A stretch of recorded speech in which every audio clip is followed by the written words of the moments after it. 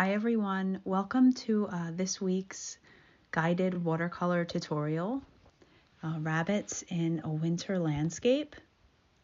We're going to get started right away with a wet on wet technique. We're going to create the sky. So you should already have your sketch completed, and we're going to just dive right in here. I am applying just plain wet water to the top portion of my painting. And my painting is on a block. If your painting is not on a block, you may want to tape it down so that you don't have any curling while you're trying to work. I'm going to go with a blue sky today with some gray in it as well. You can choose your own colors. I am going to just use this, it's like a cobalt hue, and kind of lay a light wash of this in some areas. Sometimes I like to do a flat wash for the sky. Other times I like to kind of dab it in. Anything is fine, whatever you choose to do. And I'm going right over my trees, so I'm not worrying about going around tree branches.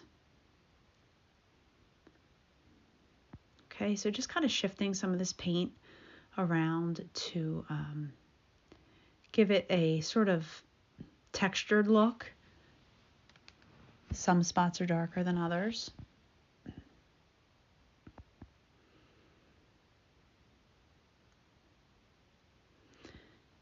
And just take your time here. Remember, you can always stop this video and just really go at your own pace.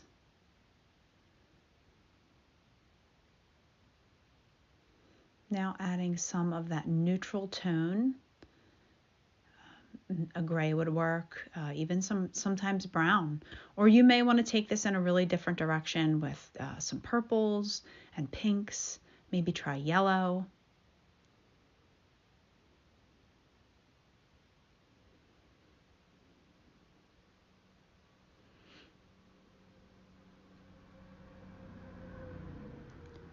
And I'm just using a large flat brush here. Any type of a brush is okay, as long as it's got a little bit larger of a tip. You don't need a detail brush for this. Just lightly dabbing those other tones in.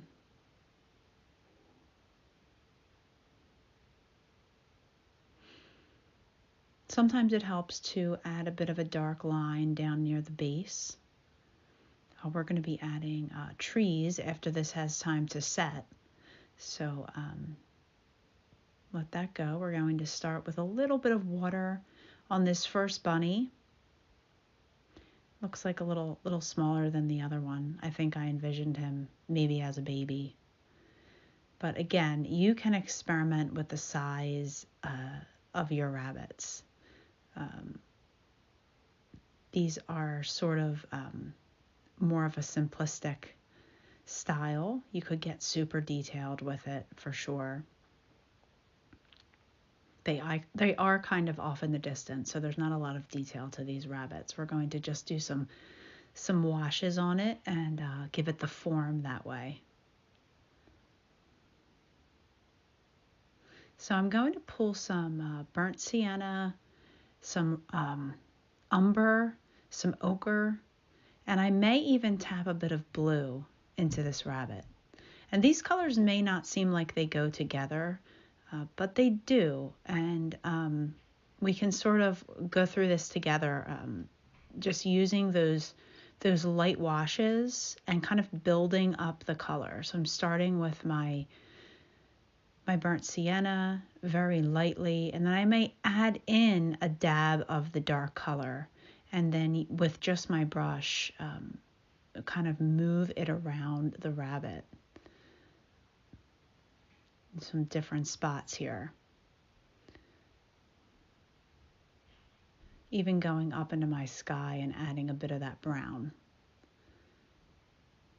which we are going to go into more detail in a little bit. But I like to pull colors from all over.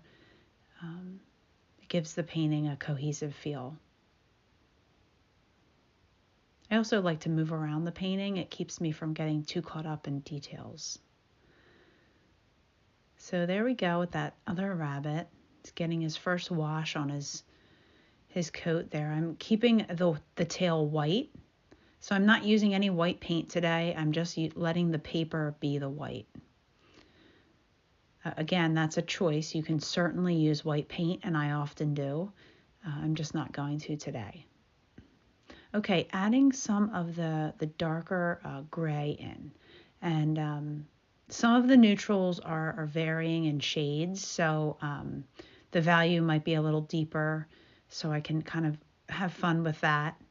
And again, sort of adding it as a line, almost like an outline, and then pulling the paint towards the tail. So you can think about that as a shadow to create the form. So we have this kind of dark line that starts to look like an outline, but then we pull it towards us while it's still wet. And this just takes practice. I'm going to leave a part of that rabbit white kind of down near his paws to give him some contrast. And you can leave white on your rabbit too in different areas. So it starts to, you can see it here, it starts to look like an outline. But what ends up happening is it's not an outline. It becomes a form. And that's because we blend the color. And we're creating those contrasts with the different colors, the darks and the lights. Okay, carefully going in around the eye, just because if I go around the eye, then I don't have to worry about letting it dry later. If you go over it, it's okay. You can just let it dry and then do your eye with a black or a dark color. Again, just kind of pulling paint from different areas. These are very soft kind of rabbits, and I'm just sort of dabbing the paint around.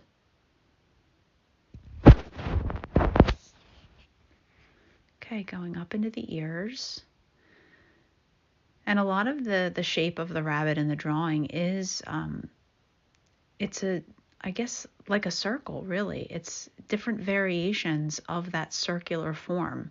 We have ovals, we have kind of a pear shape for the head. So you can kind of work on that too, and that idea of how can we draw some of these things just with our basis being the circle.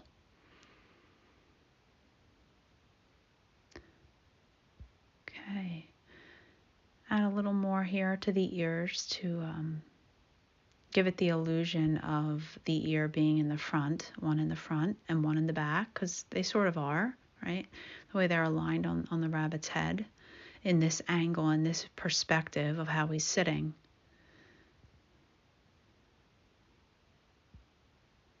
Again, just taking my time, stopping the video if you need to, and just really enjoying the process of this. We can become really slowed down and very still when we're painting. Very mindful.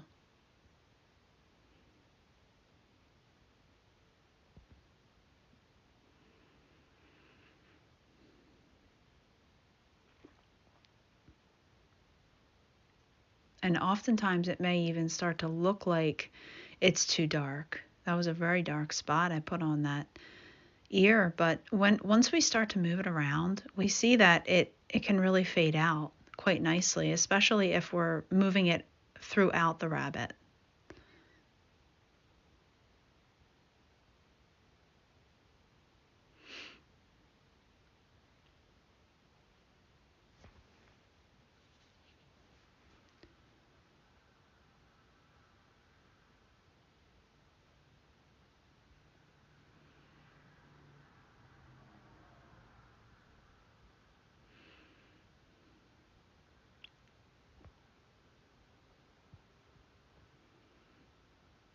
Okay, and then just to remember, another technique we can use is just to take our dry brush on this wet paint, and that's what I'm doing down here to get that white area that I wanted.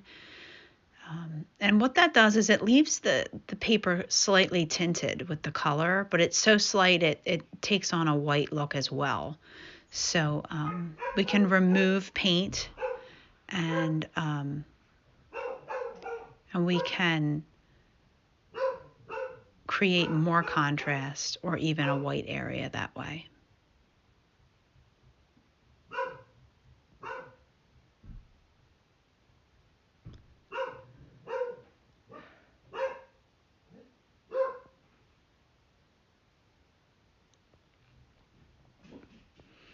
I've added the bottom portion of his body.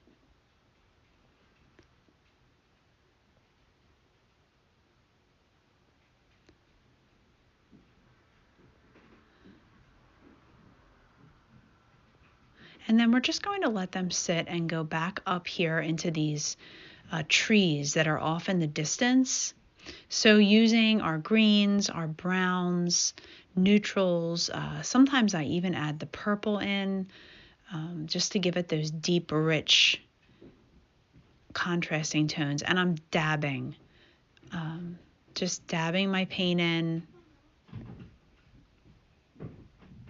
and I'm building up the layers, building up the colors.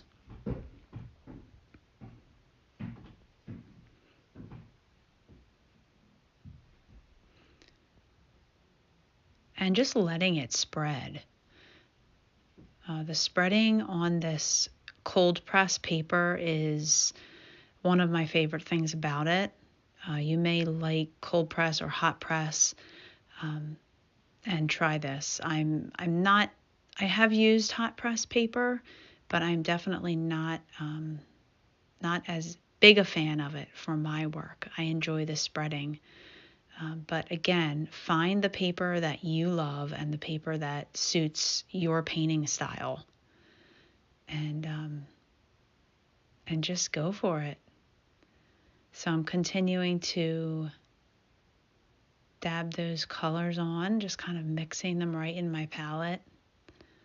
And you may want to have another side palette to mix those tones up. Again, fine. So just going across that horizon line there and making sure that the trees really start to taper off. So starting out with the biggest one here where I'm at now, and then slowly it starts to decrease. And that's again giving us that illusion of depth, illusion of perspective. I'm adding some tree trunks, which may or may not stay as intact as they are now, but I like to put them in there for grounding. And we're really getting a sense that the rabbits are quite far away at this point and that they are in the foreground. So this painting and most of my paintings have a foreground, a middle ground, which is where those two trees with the branches are, and then a background. I'm adding some ochre here, just give it some sort of a rough look, adding in that shadow and snow, because all these colors are present in nature, and if we look hard enough, we start to see them. Okay, just moving around my page,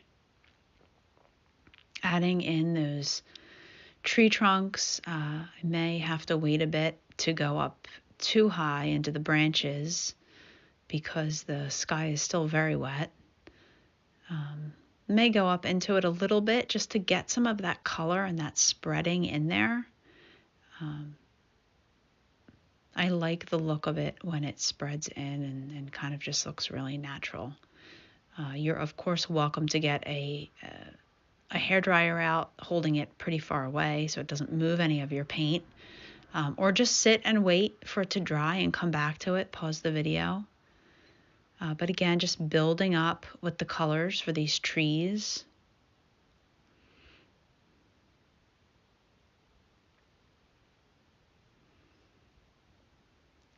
I'm going to go back in and work on adding in that rabbit's eye.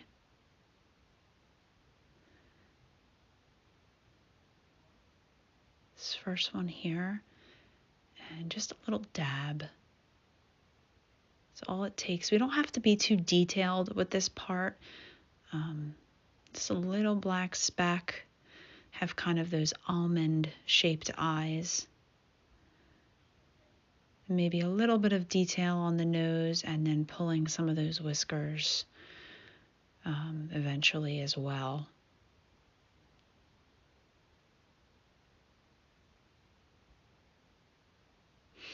And I would suggest just a tiny brush for this, or at least a brush with a point of some kind, because it is small detail work. Now, if you don't have it, that's okay. You can just even just add this eye in pen, and it would work, a gel pen or something similar if you don't have a tiny brush and you don't want to do that small eye.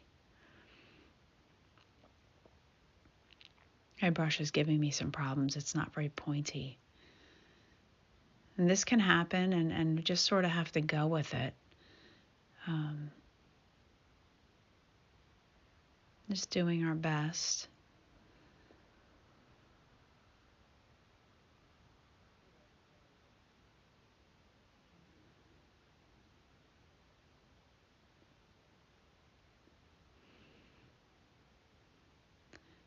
I'm really not happy with this eye, the way the shape of it is starting to look. I'm going to see if I can fix it a little bit.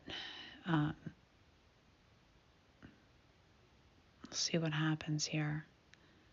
So sometimes spreading the paint around when it's still wet and starting to kind of take some of it away, and then let it dry and then come back to it again.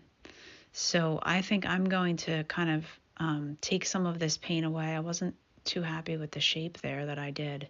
So I'm taking some of the paint away, leaving it to dry, and then I'll go back into it with a different brush.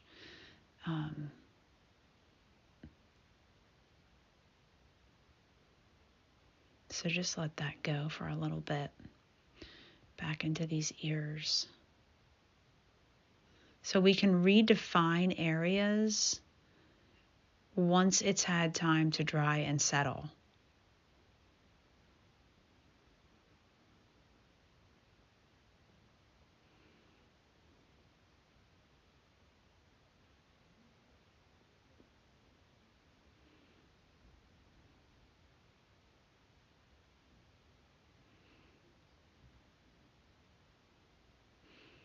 So pulling some of that dark paint from one rabbit over to another.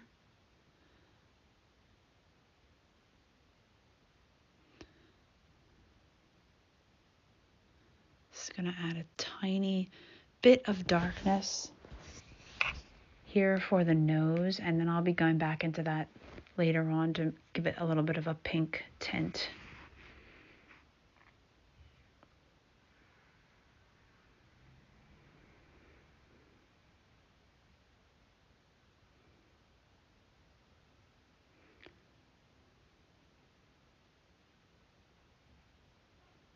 So I'm just going to start adding some of those shadows around the rabbit, around the trees, up into the snow. And get my bigger brush for this.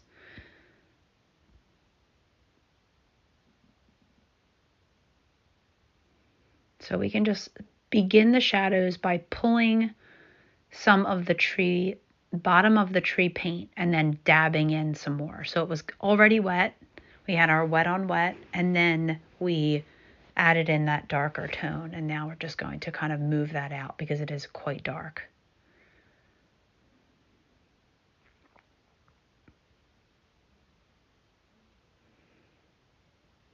And I don't worry too much about the shape of these shadows. I kind of just let the brush do its thing, and it usually seems to work out okay.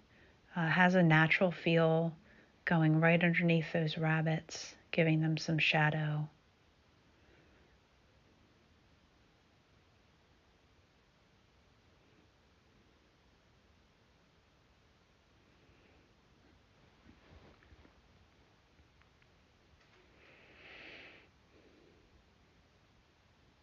I find that sometimes if we overthink it too much, it loses some of the spontaneity of the paint.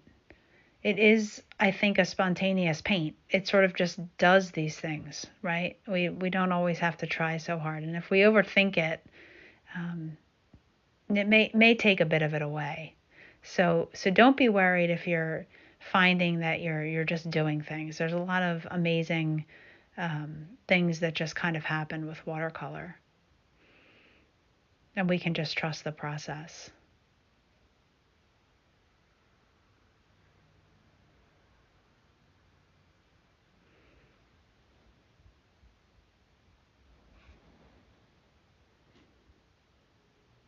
Okay, add some of that ochre into the tree. So keeping the colors consistent throughout the painting, I find, is helpful to really ground the work. It feels a very consistent and just simple. So this is definitely going to spread out, and we've been letting that dry for a while, but I really saturated it with water. So I may have to keep going back into these trees after this tutorial and finish them out once they've had some time to dry. And you can always feel free to keep going on your painting after the tutorial is done. They're only 20 to 25 minutes, so there's only so much we can get done together, but you all can keep going and adding your details and even experimenting with another painting, slightly different, but with some of these concepts. Had a lot of people share their work, and it's been really great to see the way that people are taking these tutorials and really making it their own.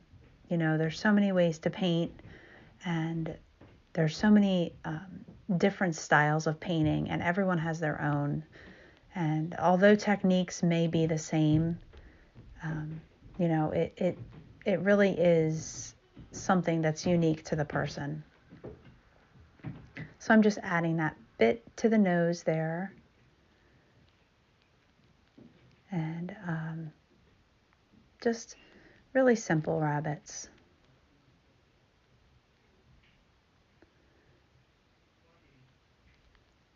Adding in those whiskers with some light tones, maybe a bit of a washed out ochre.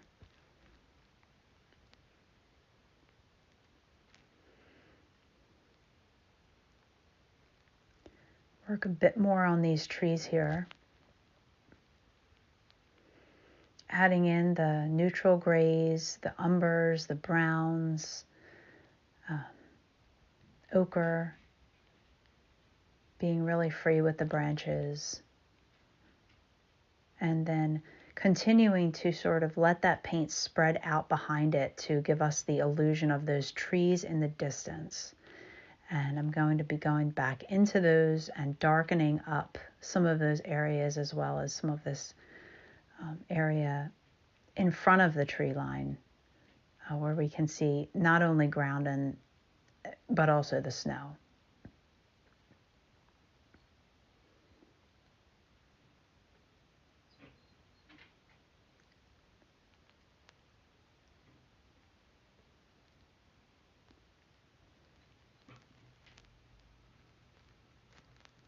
Okay, so continuing to dab in and build up the color. The trees very, very far off still have that misty look, but you can see how the ones here in the front are going to be a bit darker. Same colors, but we're just starting to layer it up.